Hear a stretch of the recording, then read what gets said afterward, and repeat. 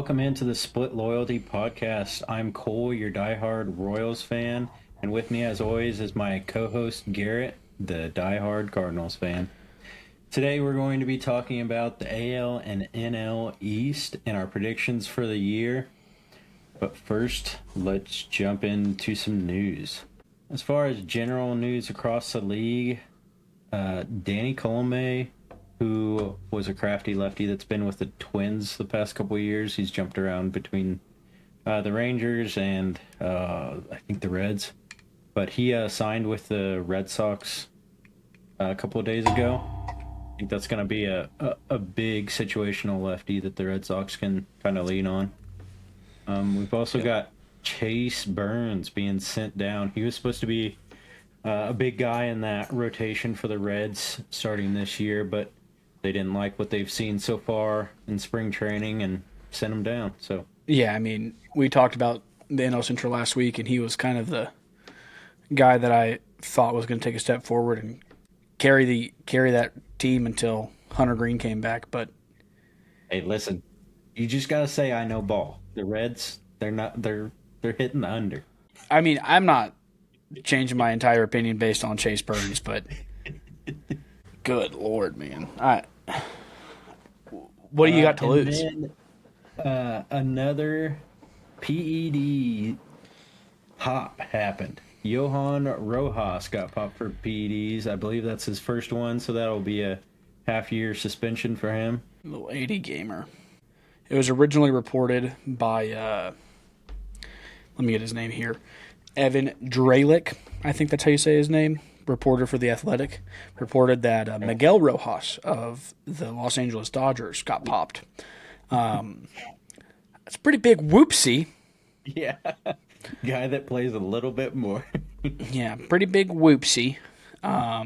He retracted that tweet pretty quickly, but it was, internet lives on forever, so he's getting ran through the mud a little bit on that, but that's all right. So. As you should. As big of a stigma as PEDs has in the league right now. Gotta be careful with that. Yeah, double, triple check. Gotta triple check the double stay. Double check that one. All right. That's all we have for across the league. Jumping into the Royals, something that I have had my eye on all of spring training is that fifth rotation spot. Noah Cameron continues to struggle.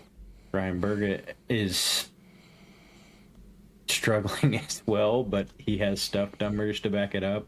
So I don't know. It's just something to keep our eyes on, and it'll be interesting to see how Q fills out that pitching rotation for the start of the year. Maybe he just keeps both of them in there and runs a six-man rotation through April to see who gets that fifth spot, and then we just run from the hot hand from there. That's personally how I would like to see it go, but you're big on these six-man rotations, man.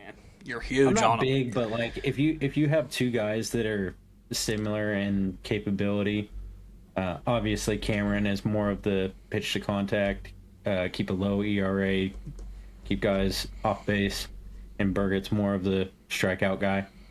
I think they both have very different game plans, but their overall product is around the same. So I'm just excited to see who gets the nod there, or if we try them both until we figure out who we like. Some bad news. Isaac Collins has some back tightness, so we'll keep our eye on that one. Hopefully he's ready to go by opening day, because he's really a guy that we need to contribute. And then John India had an injury and got pulled out of a spring training game the other day, but reports came back that he's all right and he's going to be good to go for opening day. He can take care of that injury in the home pharmacy aisle at CVS. He can get in there and get that. It's like a pink cream. Comes in a pink bottle. Right. I can't remember what it's called. I've heard it's for lingering injuries. I'm not gonna say it. Yeah, I'm not saying it. You get it. All right. And last piece that I have on the Royals is just really, we're running the WBC. I mean, if you're watching it all, we have 4 or 5 of the most exciting players that are playing right now. Bobby Witt is just doing everything offensively and defensively for Team USA. And Jack and Vinny over on Team Italy, they've made it all the way over into the semifinals, and they're playing tonight against Team Venezuela, which has Michael Garcia and Salvi on it. Very exciting WBC so far for Royals fans and our players. Yeah, I saw a tweet today that I pretty good chuckle out of, but it was so Bobby Witt Jr. is just like Derek Jeter, except for if he was good at defense and could hit for power. Yeah, And, exactly. Exactly. That's a good tweet. And then over across the state is the Cardinals. We got Nelly Velasquez heating up the old Royal. Man, that bat can get going. That's gonna be a good piece for you. Yeah, he's a trade deadline acquisition that could get you guys some good prospects. he's young, right? He's like 24. I think he's a little older than that. I'll look it up. I don't think he's very old, but He's not super old, but the his production that he's had over the last week and a half or so is really making me feel a lot better about Josh Baez not being the starting guy in left field. yeah, Makes me feel like somebody with more power, gets paid more than me, knows what the fuck they're doing. yeah. He's 27, so he's kind of in that range where either you keep him around for a little bit or let him go somewhere else. Yeah, I mean he's kind of showed some stuff.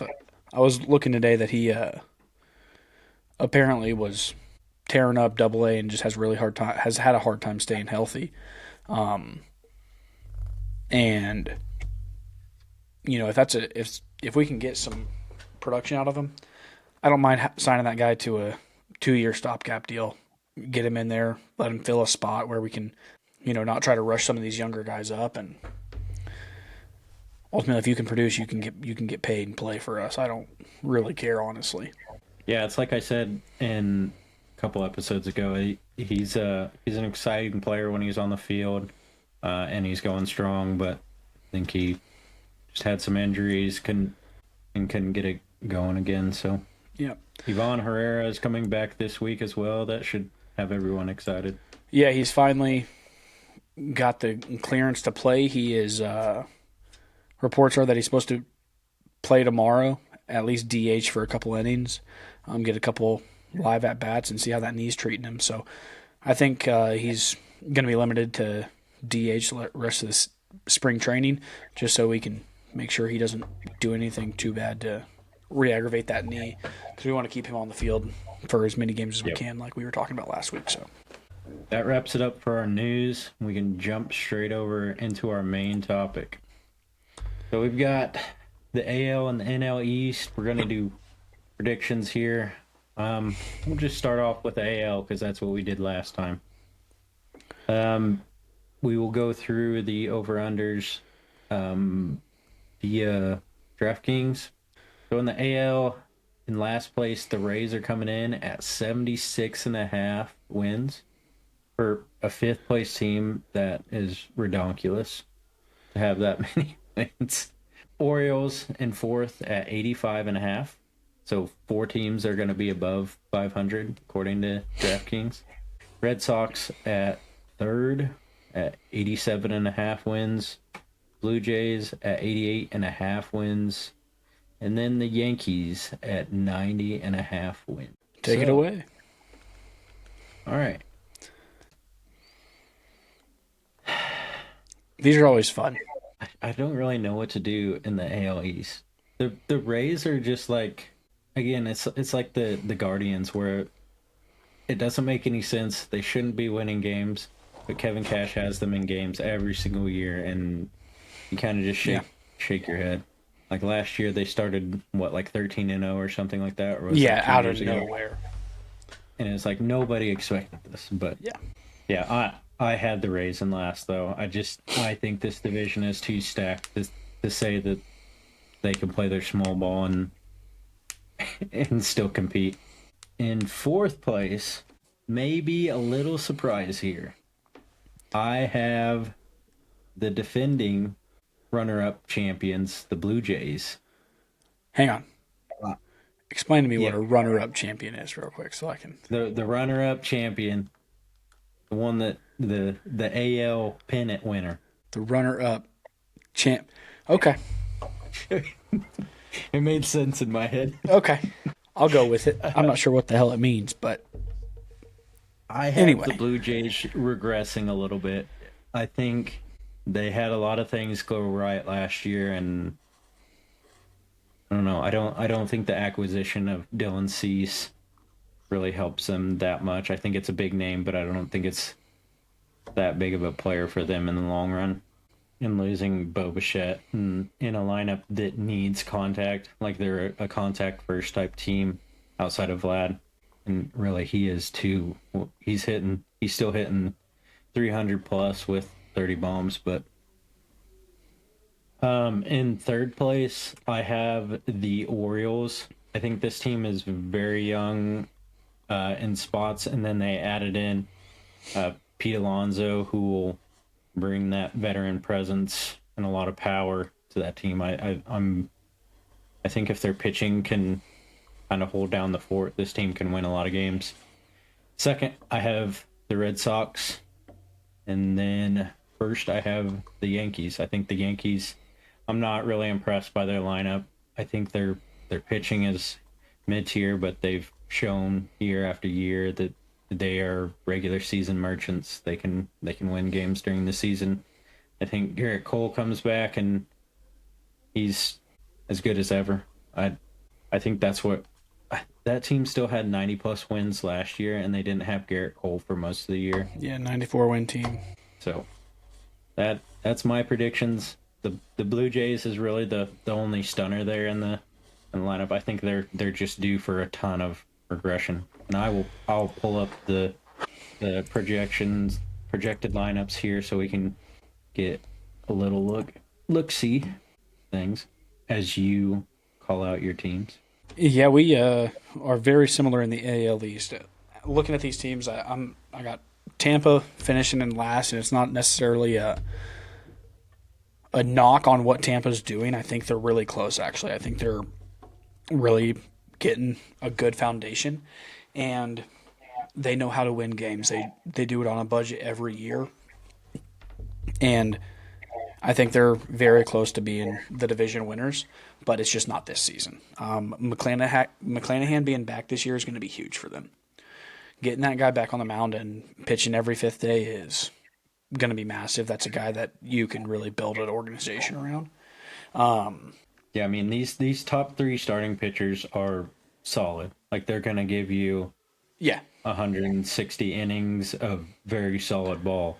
It's Nick Martinez and Steven Matz who are penciled in at 4 and 5. And Nick Martinez, really you know what you're scare going to me. get from Nick. Like, he's nothing special, but he'll give you 140 innings and he'll post a 4.1 ERA, but he's your 4, so you don't need more than that. Steven Matz is scary. I mean, I've lived that experience for the last 4 years in St. Louis. It's very scary.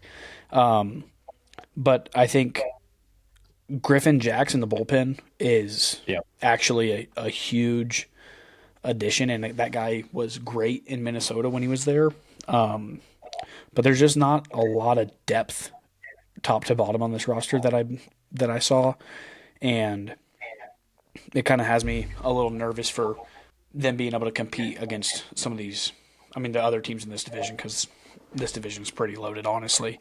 One other thing is that Carson Williams should be playing every single day for this team, not on the bench. I don't know who is projecting him to not be a starter, but he can play. He should be playing second or shortstop for this team every day. They have him having more at bats than Taylor Walls total. So maybe they're just saying Taylor Walls will start the year as the shortstop, and then Carson Williams is gonna. I mean, even over Gavin Lux, if Taylor Walls wants to be the shortstop, I mean, Gavin Lux doesn't need to be a starter for this team. I mean, Lux played pretty good in Cincinnati last year, so. Yeah, but I mean, give your guy the runway. Like give your shortstop prospect, the number one guy in your organization, the runway and let him play. That's my thought. I agree. I just think Tampa's going to do their small market thing of wait until June 1st to bring up their big guy, and then they'll play him every day after that. Yeah. I also had Toronto in fourth, Ooh, finishing in okay, fourth. okay. They're starting the season with some injuries, and I think the other three teams at the top of this division can get out to a run. If Toronto falls too far behind, I don't think they're going to have what it takes to make it up on the back end. They had just about everything that could go right went right for them last year. I don't think this is necessarily a knock on them, and I don't think they got that much worse. I just think that they're going to regress back to what they should have been and not playing above where they were. I think that's just really what it was. And I think a lot of people are putting a lot of emphasis on their two acquisitions here, Jesus Sanchez and Kazuma Okamoto. One thing with Okamoto, the first year that Japanese players come over here, they usually struggle, and then they turn it on the second year. Yep. So this is where I'm like, I think this lineup's gonna regress. I like some players on this team. Like I think Addison Barger could be that next guy in the league. He's very exciting to watch. Vlad Jr. is one of the best players in the league. But I don't see George Springer putting up another season like he did last year. I don't think Varsho's that great. Whatever they're doing at catcher with the catcher platoon, I know Kirk is their guy that's usually there, but I just think looking at this from Roto Champ, I just think that everybody here except for Vlad has to produce more for them to be in contention for the title of the division. That's the bottom line. Like Eric Lauer is projected to be getting starts while we wait for who's hurt on this roster at the starters. While they wait for Bieber and Barrios to come back. Those are two guys that you can't really be missing for a period of time. So like I said, I don't think this is necessarily saying Toronto really dropped the ball and made a mess of this offseason, but I think they just have a small regression back to what their normal standard of play is. I also had Baltimore in third. I think this is going to be a competitive team. It's still the young core that was promised. 3 years ago, this organization had the number one farm system in the league. It's kind of a product of sucking ass for 2 decades, but it's littered with young guys and young talent and guys that still have a little bit of that young immaturity that just shows up and thinks they can win every game. And I really like that they go ahead. Taylor Ward and Pete Alonso are going to do a lot for this team as far as bringing veteran leadership. Tyler O'Neill was already there last year. But I think they just need kind of those veteran pieces around them to show them the ropes, show them what's going on. I'm weirdly optimistic about this starting rotation. I think I love Trevor Rogers. Kyle Bradish is really good. Yeah, it's if Baz can figure it out. That guy has shown that he has the best stuff in the league. But it's are you going to be able to throw it for 180 and keep your mistakes to a minimum so you don't have a 5 ERA, but 300 strikeouts? So. Yeah. I had the same point. I had, adding Pete Alonso and Taylor Ward, takes a lot of pressure off of guys like Colby Mayo, Jordan Westberg, Colton Cowser, Jackson Holiday. I have Adley having a bounce back year. He was down last year. I don't know what the problem was. But I think he comes back in a big way this year and really kind of gets back to form. And Gunnar had a quote unquote down year for him as well. Yeah, I mean it was fine. There was nothing special. I 18 bombs and 60 RBIs.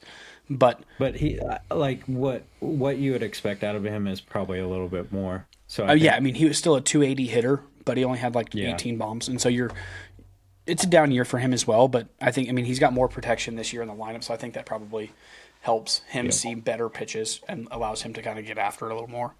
Here, I have New York in second. I have them, and I don't think this is necessarily that they're that much worse. Or this is all. I think Baltimore, New York, and Boston, for the record, are very close at who's going to win this division. I don't think it's going to be like a runaway race. I just think having Cole and Rodon out for until like end of April or middle of May for both of those guys is going to be a big problem for them. I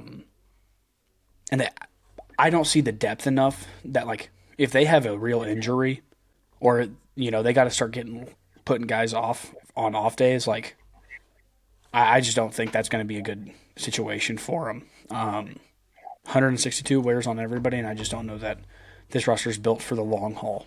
Yeah, I mean, I hate this lineup outside of, the MVP and Cody Bellinger, who I wish my Royals would go get. But this lineup is kind of gross to look at. And if you look at their production the last couple of years, you're like, man, why is Aaron Boone getting the flack that he's getting every single year when he's producing with like all of the injuries and all of the like subpar players that you wouldn't expect to be on the Yankees? I mean, Ben Rice is the next coming of Jesus Christ, so Yeah, I don't know if I really buy that. I know that the hitting metrics, advanced analytics say that he's supposed to be the next big hitter. We'll see. I want to see it. yeah, I mean, He had a good second half, but people run I hot in don't this see league. it. Like, that's just the thing. You run hot, and sometimes you stay hot and you figure it out. Sometimes you don't. Can Giancarlo stay healthy for a season for the first time since he was in Miami? I don't know. Probably not. He can't even scratch his back right now. Open a bag of chips. Yeah, what? So, I think there's just too many question marks about how healthy this team can stay to be able to stay in the fight enough to win the division. But I love that they have Jose Caballero starting over Volpe. That's very funny to me. He's hurt. He's having shoulder surgery. Supposed to shucks. be back mid-April. Caballero is probably going to win him more games than Volpe because that guy not very great. good at the sport. Not great. And then I have Boston winning the division. Pains me to say, I'm a big F Boston guy just because of all the torture they've put me through as a Cardinals fan over the last 2 decades. But they got a lot better this offseason. They did. They added, I think, this is not like Cardinal bias, adding Sonny to that rotation and Wilson to that lineup fills 2 big roles for them. And Ranger Suarez, they just signed him this offseason, right? Yeah. Yeah. Dog. Those 3 acquisitions are going to really be huge for them. Yeah, I mean this is probably a 180 for me from the Yankees roster. I absolutely love everything that Boston's doing. I think that their lineup length is so tough to get through as the starting pitcher. They don't really have one guy that really blows you away per se, but every single guy is a difficult out for sure. I mean, if Trevor Story plays the whole season like he did the second half, he might be the MVP of the league. Right. That's what I'm saying. It's like there's not maybe at the catcher position, depending on if Carlos Narvaez is playing well or not. But Yeah. that like 1 through 8 part of their lineup, that's a tough out. Caleb Durbin played very well in Milwaukee last year. Roman Anthony has been an animal for Team USA. Yep. It's gonna be exciting to see how this young team can meet or come up to the expectations that is being put on them this year, because they have a lot. I think a lot of people are projecting them to have close to 90 wins, and that's a lot, saying a lot. Yeah, I think this team with those acquisitions, these young guys have another year under their belt. I think there's higher expectations but less pressure on those guys, if that makes sense. because they have more They protection. know how to approach it now. Yeah, and they have more protection. They got senior guys in there that can kind of help guide them around. I think that this is just going to be a really solid team. But like I said, I don't think this is a runaway race for Boston. I think this is going to be very close. I think you could see this could come down to the last two series of the season for any either Boston, New York, or Baltimore. Like I don't think one of them is the clear and above favorite. Like I don't, and you can kind of see that in Vegas's over unders. But that's just kind of my thoughts on these guys. I think it's going to be a very competitive division again for second or third year in a row. Yeah, I think, again, we talked about it at the start of the show, but adding Danny Colomé to this bullpen that has really good righties, and then Aroldis Chapman. But Colomé is going to solve a lot of problems for that team, in my opinion. Okay. So do we want to go through the over-unders on the AL? Yeah, we can do that. Okay, so the Rays, I have under. Obviously, we gave our opinion there. 76.5 just seems very high for a stacked division. They're going to be playing those teams too many times for them to hit 76.5, in my opinion. I think I have them over, but I think I like the line. Like I think it's a very appropriate line. They're going to be right around that 76, 77 win mark. So I went with the over, but I'm not going to argue with you if you want to have the under. And then I have Baltimore with the over again. Again, we said we like this lineup a lot. We think they're going to bounce back a lot. I like the line. I think 85.5 is a solid line, but I think they're 87. Yeah, I agree. I have the over on them as well. Taking third in the division, you're going to have more than 85 wins to do that, I think. Yep. Red Sox, I have over again at 87.5. Obviously, you do too. Yep. Blue Jays, we both think that they're going to regress a little bit. So 88.5, we're going to do the under on that one. Yep. And then I have the under on New York at 90.5. I don't think it's not by much. I think the line is appropriate. I could see two 90-plus win teams coming out of this division again. Yep. But I think they beat themselves. I think this division kind of beats itself up a little bit, and you see that number come down. Yeah, I know I said the Yankees over the Red Sox, but I also have the under on the 90.5. I don't think that they have enough offense and enough depth to really warrant that 90.5, in my opinion. But who knows? Maybe Aaron Boone can work his magic and get them back up there. But we'll see. Okay, on to the National League East side. In last place, we've got the Nationals at 65.5 games. In fourth, we got the Marlins at 72.5 games. And then the Braves in third at 87.5.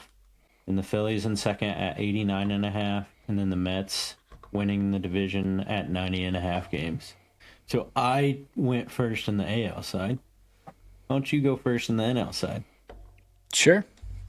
I agree with Vegas here. I have the Nationals coming in last.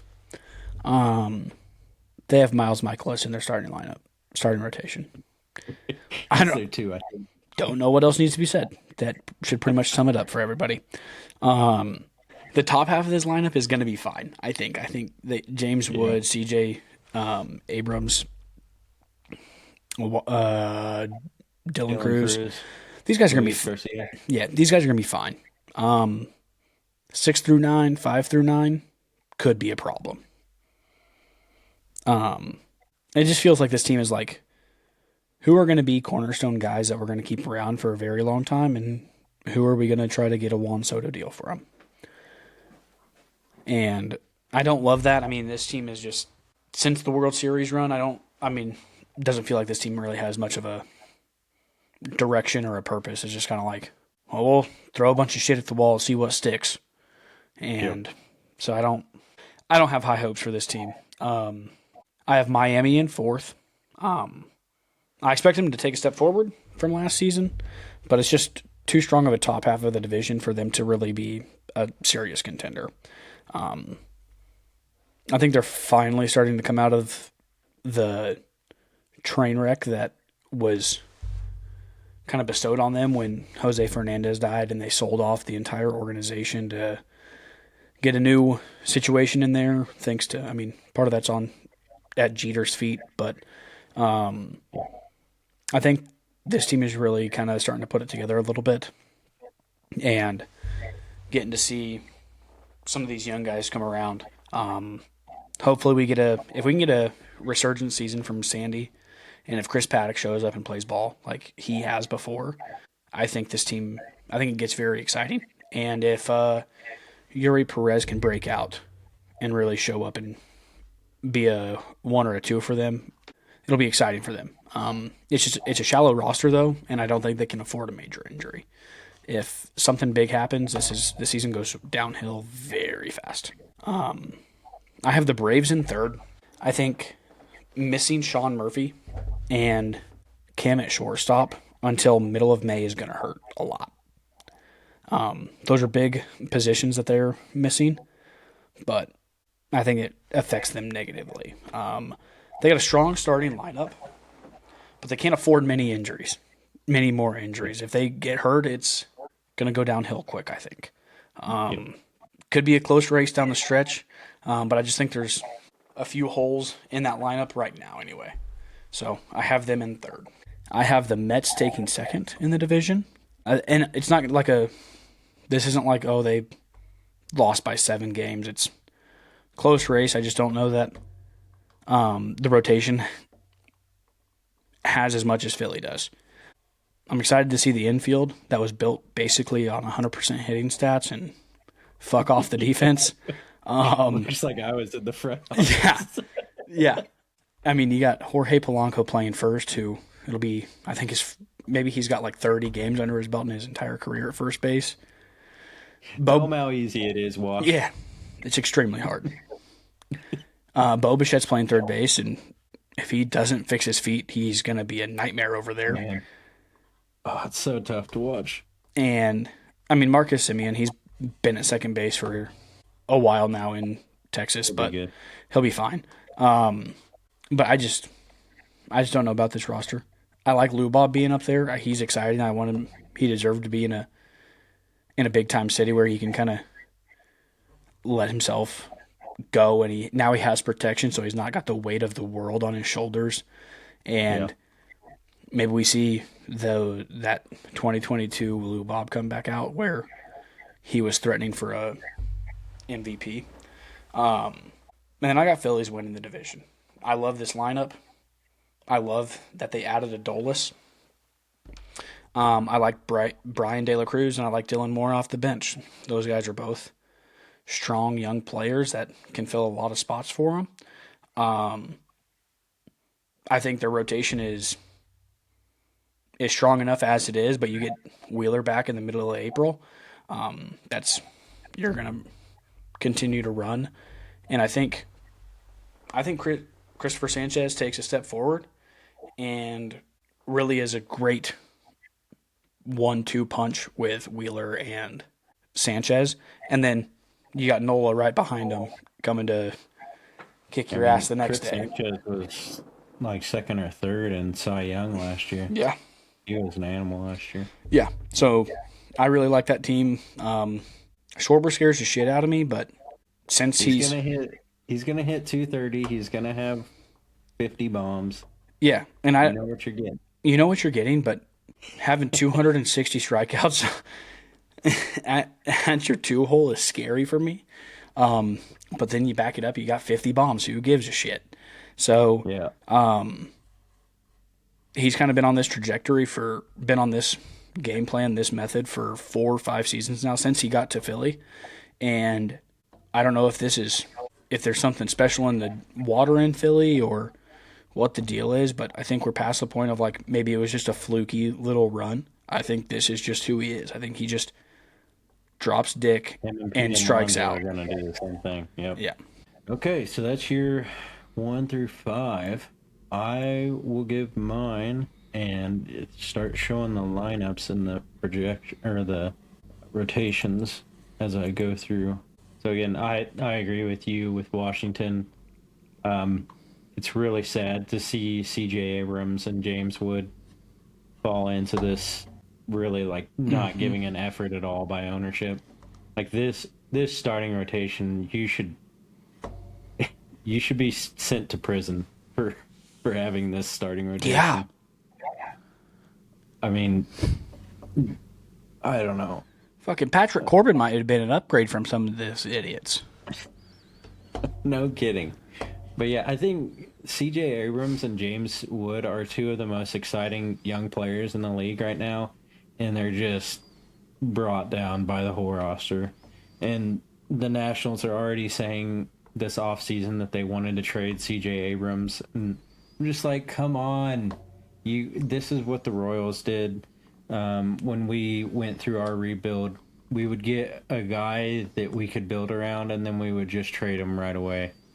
It's just like, if you want to do a rebuild, you have to choose players to rebuild around and then build around them. You can't just trade every guy that gets value. It's so frustrating to see across the league to do this. And I know not every team is going to be going for it every year, but it's just ridiculous to see. Like, this team is just, there's no effort being put forward to try to win games. Half of this bullpen I've never even heard of before. The whole bullpen I've never heard of before. Yeah. Perez, you've heard of guy that I've heard before. You've heard of Jackson Rutledge. You've heard of Jackson Rutledge. Come on. Jorge Lopez down there? Come on. Do you know ball or what? This team's so uninspiring. Oh. Horrible year to be a Nationals fan. I saw somebody, a Nationals fan the other day, tweeted. It was a comment on, they quote tweeted Miles Michaelis's last stat line. It was like 1 inning, 3 earned runs, 7 whip or something. And he goes, don't quote me. That may have been an exaggeration, but it was awful. And the guy quote tweeted, he goes, I would legitimately rather watch 2 Girls, 1 Cup on repeat than watch that guy every 5th day. And that's going to be your 2 starters, so you're going to have worse guys. Yeah. All right, moving on.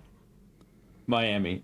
This team, really exciting, actually. We were talking before this, and I was like, am I kind of sleeping on the Marlins? Because I did not have them, like, initially in my mind, I was thinking of the Nationals last year where they got some momentum and they were exciting there for a little bit. So were the Marlins. They have, this lineup is actually very solid. This top, 6 or 7 guys, you know what you're going to get out of them. Owen Cassie is going to be exciting. He's already showing that he can play in the WBC with the big dogs, and very solid player. Kyle Stowers, who we had a bunch of chatter with before he broke out last year. Very disappointed we didn't get that deal done, but this is a guy that he can swing it. He's exciting to watch. Augustin Ramirez, he's another guy at catcher that can actually swing the bat. Very rare to see in the league today. Just an exciting young lineup that could probably do something. The pitching staff, it scares me. Sandier, you always hope to see him back to Cy Young potential, but it's been a couple years now fighting injuries and hoping to see him back. I think Chris Paddock is not very good. I don't think that he's going to bounce back or do anything.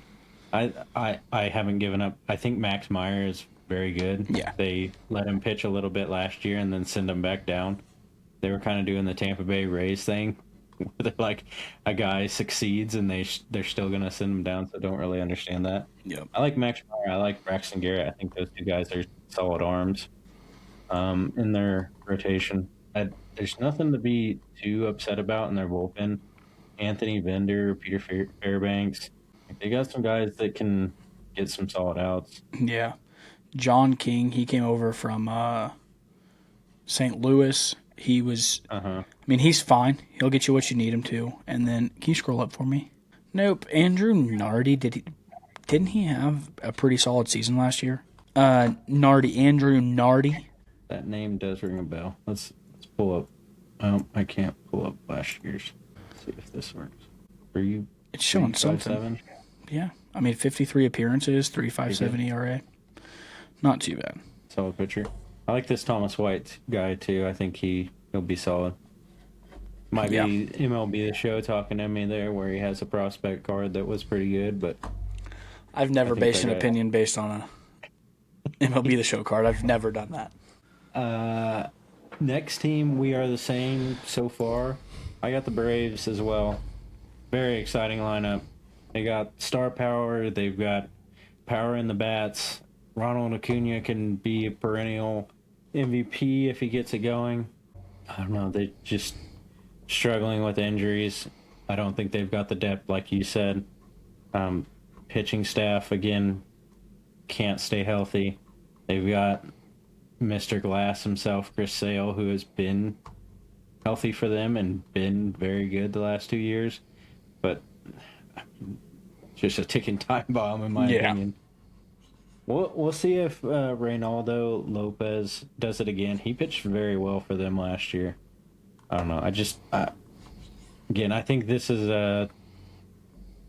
around a 500 team. I don't think that they're below 500 like they were last year, but I think they're just above 500. Like they've got a solid bullpen too. It's just got Schwellenbach here, who came on and was an absolute animal for him. Mm-hmm. And Waldrop, who is one of the biggest strikeout pitchers in the minor leagues. I don't know. Like, if they had those two guys, maybe I'd be a little bit higher on them, but they're going to be out for an extended amount of time. Ha-Seong Kim and Sean Murphy, like you alluded to, they're going to be hurt as well. So, I didn't know that Jonah Heim went to the Braves. That's interesting. Yeah, I would almost rather him get... I mean, I know they're trying to get Drake Baldwin the runway and let him go out there and play since he's younger, and I think he's kind of the future of their catching position, but I think Jonah Heim probably gives them a better chance to win early. Yeah, I probably agree with that. Next, man, you said it perfectly. I think the Phillies and Mets, I think that's a really tough line for both of them.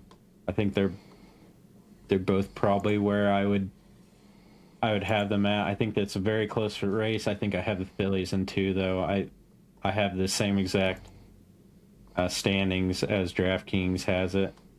I don't know.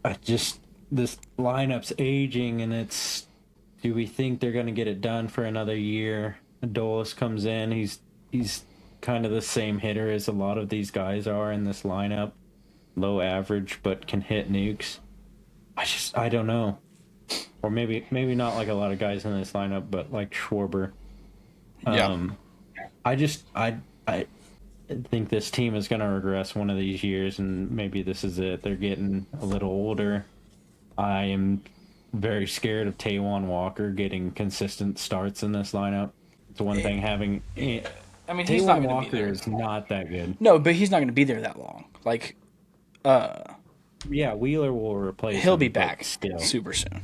I think Andrew Painter can come on and do all right. Mm-hmm. Again, I think this is a team that's around that 90 win mark. It's a very close race between them and the Mets. But if they have any regression at all between any of their aging veterans, now they re-signed Real Muto, and that's gotten a lot of flack from the people around the league or around the social media. Yeah, I wouldn't want to re-sign a top 5 defensive catcher who can still hit and run bases well. Yeah, I wouldn't want that guy either. I don't understand. He had a down year last year, and then, as everyone likes to judge people on their down years, so. Yeah, but I mean, he's still... Johan Rojas, like we talked about in the news, got popped for PEDs, so he won't be playing for them in the first part of the year. I don't know, I'm still pretty high on Philly. I think they might have a low regression with their age. But I have the Mets winning the division as well. I think this lineup is stacked. If they can play a little bit of defense behind this offense, they're going to be in a very good spot. Lou Bob being at the bottom of your order, turning over your order is a very nice luxury to have. Well, There's this not. this lineup only goes to 8 players, so they're going to have Yeah, to I don't find know a what's going on there. ninth They're somewhere. missing. But They're missing another outfield spot. We'll yeah, figure out who that. So we have Soto, who's playing the left field. go to their bench. I have no idea. MJ, Maybe your boy. he's not supposed to be starting from what I've seen so far. We're missing someone. There we go. Carson Binge. I don't know who that is. Never heard of her. But yeah, I think this lineup is very exciting. One of the best lineups in the league, in my opinion. They can hit. Can they play defense? This pitching staff is very good, 1 through 6. If they do a 6-man rotation, Clay No, Holmes could go back to the. Noel McLean Go is ahead. not going to be 149 inning pitcher for them. Yeah, we'll see how many innings that they pitch. I don't think they'll do a 6-man rotation. I don't see why you would keep Mania or Clay Holmes in the starting rotation if you had 5 solid guys. If McLean does come on and he is that guy that you think he's gonna be, but I really love. They gave Freddie. Clay Holmes a fucking bag. He's in the starting rotation. Oh, okay, I think they paid Mania a pretty decent amount of money too. But He's got to be on like his last year of his deal, right? He's like 34, 35. he's pretty old. Yeah. I don't. I'm down on Mania. I think he's kind of. That ship has sailed. He's not what he was in Oakland. He hasn't really had it for. He had a resurgence though. He's been pitching well, at least. Oh, he did not pitch well last year. That was only in 60 games, so he had to get hurt. Probably. Or they moved him to I the pen. don't He know. may have been in the pen. I don't see a reason for him to be starting games unless he's just like a spot starter. But I love Freddie Peralta, one of my favorite pitchers in the league. I love that signing for them. I think it gives them a no doubt ace in a pitching staff that's been craving one. I mean, there's not with teams like the Mets, they just pick out their pocketbook and build a team for all the spots that they need. They went out and they traded for starting pitcher. They signed Devin Williams, Luke Weaver, Brooks Raley was already there, but like they rebuilt their bullpen, rebuilt their starting staff. Got I mean, this is a lineup. You look at it and you're like, oh, that's probably a $300 million lineup. And then you look at the payroll and you're like, that's a $300 million lineup. So, you're getting a lot of name power. You're getting a lot of expectations with this lineup. And I mean, it's gonna be very fun to watch. yeah, I think what puts them slightly over Philly is they just got a little bit more depth offensively. Like you got Vientos, Tyron Taylor, who is more of a defensive guy, but Talkman can come in and he can hit 270 for you. Like just talking about a bench bat a guy that's not gonna pull down your offense if you have to sub him in for an injured guy. That's like big to have on your roster, in my opinion.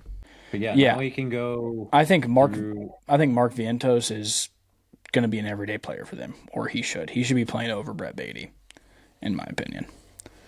Probably DHing or something, because they'll probably they need that bat in the lineup, or get Brett platoon. Beatty playing outfield.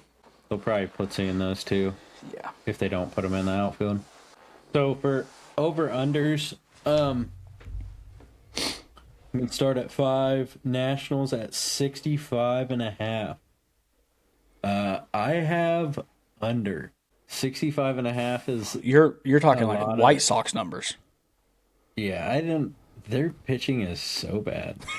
Like I would take the White Sox pitching staff over that pitching staff. Yeah. I have the over on that on the Nationals. I don't think they're a 60. I think they're better than 65 wins, but not by much. I think they're probably 68, 69 wins. Nice. They're not a 500 ball club, but I think they're better than 65. Like if you told me that the Nationals are a 100-loss team, I'd say, yeah, probably. That's basically what I'm going off of. They're gonna be playing at least 3 other teams that are gonna just wipe the floor with them, in my opinion. Marlins 72.5. I have the over for that. I think I do they're too. young, exciting. I think they're gonna get it done. I do as well. Braves at 87.5. Under. Under. Injuries, no Under.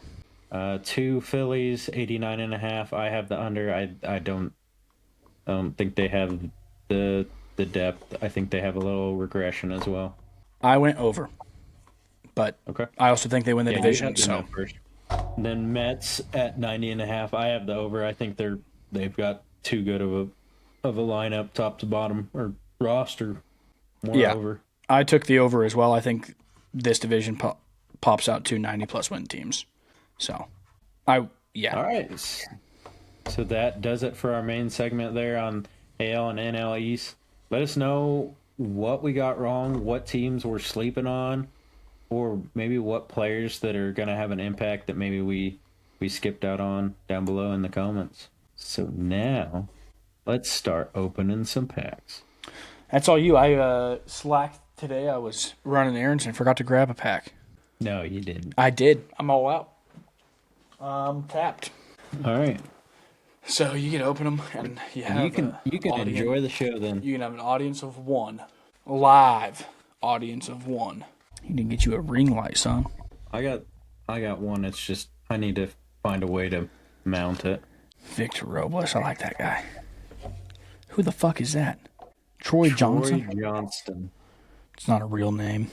Sounds like a CPU generated name on the show. There he is. Holy WSU. Yo boy. What's this guy gonna do this year? Nothing? Nothing to write home about. This guy's got a lot of hype around him, but just never really does anything. Ooh, a little ticket card. Fernando flip around. Tatis. Sign it. No signature. And then I've got a rainbow foil Nick Kirk. Excuse me? I said it correctly. Calm down. Nicolas. Calm down. You ain't getting me caught up. Mr. Kurtz, please. Card's a bunch of homosexuals. Batting average. Nico Horner. Freddie Free. Yeah. Trey Turner. One guy over 300 in the NL. Man, wouldn't be me. Is Giolito signed anywhere yet? I haven't seen it. It's a guy to kind of keep your eye on. He started pitching pretty well in the second half for the Red Sox. Adam Frazier. While you're doing that, I'm going to check the score for Venezuela. Another Vinny P. Bottom of 9, Venezuela's up 4-2 over Italy. Oh, no. 2 outs. Oh, daddy. Who that? Jackson Chorio. Is that John numbered? No. It's a Crackle.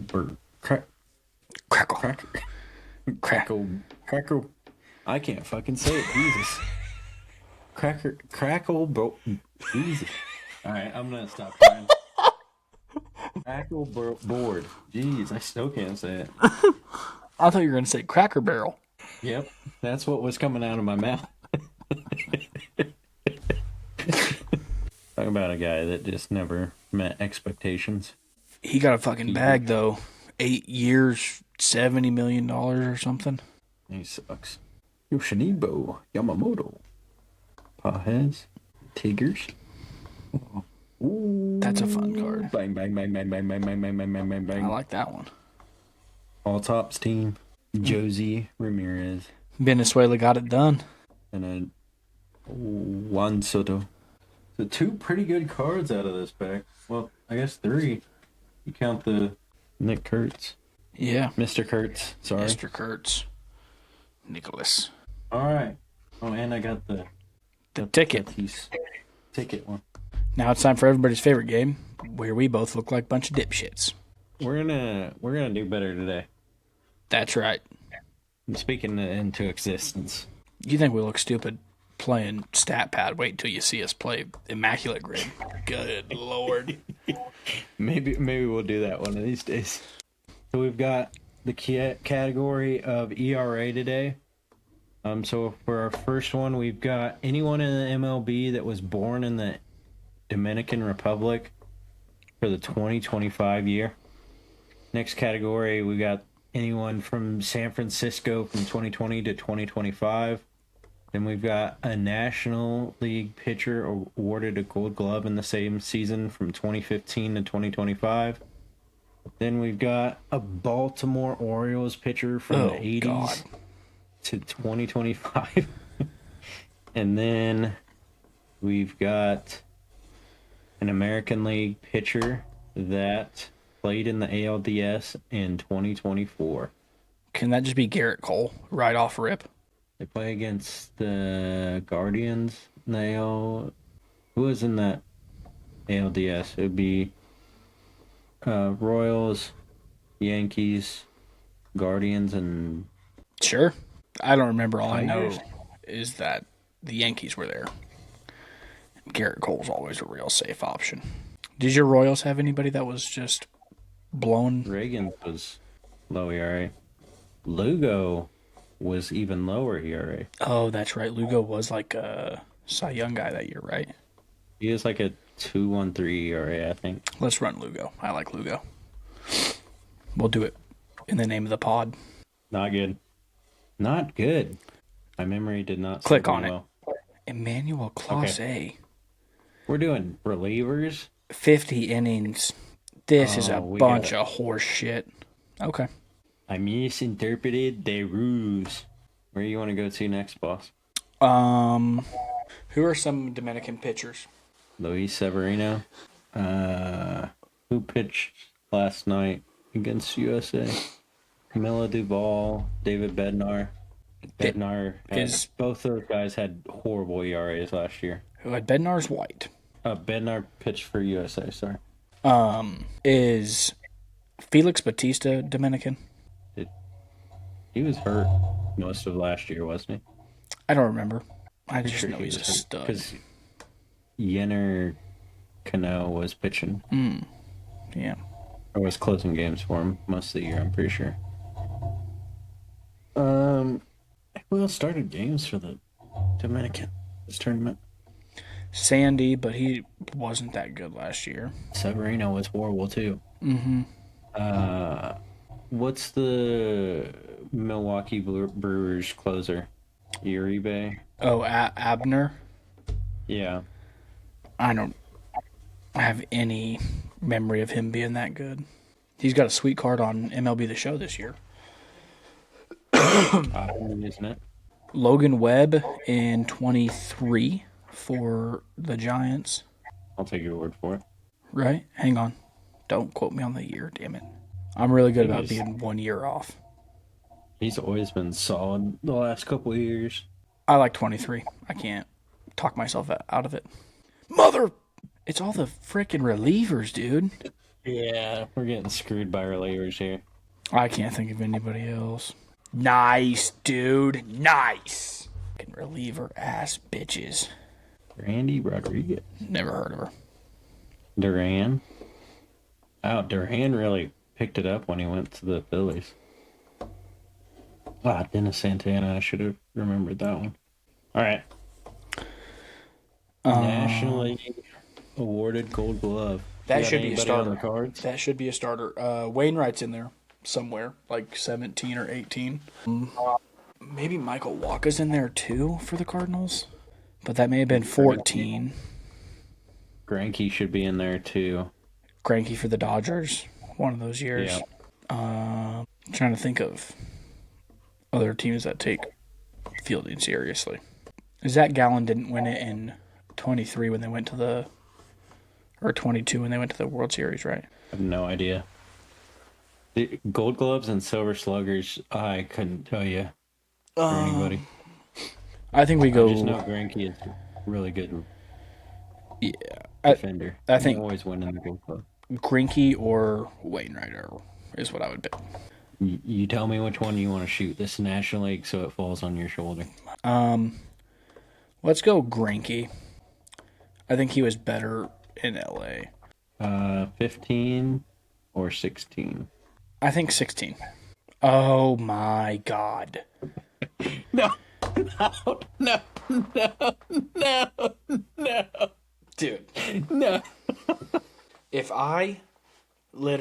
this game was, the objective was to get 1 year off of the best score,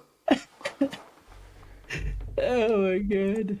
I would be the greatest to ever do it. All right, 80s to 2025.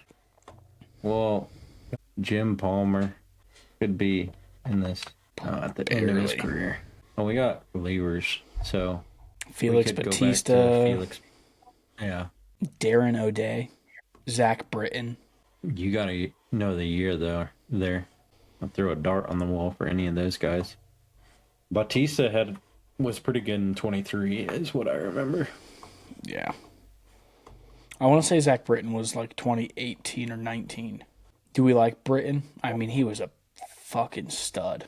Or do we want to go Bautista in 23? I think Bautista's the safe option, but let's rip Britton. Okay. Risk it for the biscuit. I think, did you say 18? I think that's too late. You think so? He was with the Yankees for a couple of years there at the end. I mean, if you're confident about it, we can rip it. 17, 18, 19 all kind of run together. Didn't he go over to the Dodgers at the deadline 1 year, and then he went over to the Yankees at the back half, like last 3 seasons? Maybe 17's the right year. Must have been hurt. You want to go backwards or forwards? It's gonna be. I think that's the year. Maybe that's the year he got traded, so he didn't have 50 for them. So do you want to do 16 or a different year? I like 16. Bang, bang. Okay. We both got a 100%er. 0.54 ERA. Goodness. You had Darren O'Day and Bautista. Yeah. Okay. So I wasn't off on the 23 guess. Wow. 0.54. That's insane. So 2 really good pulls and bunch of pretty bad pulls. If we're doing... All right, well, that will wrap it up for us today on the Split Loyalty podcast. Hopefully we gave you a hot take here about who we think is going to win the division and maybe who's going to slide down in the rankings. If we got it wrong, let us know below in the comments, and we'll talk to you next time. F the Yankees. F the Red Sox. Screw the Yankees. Screw them all. See ya.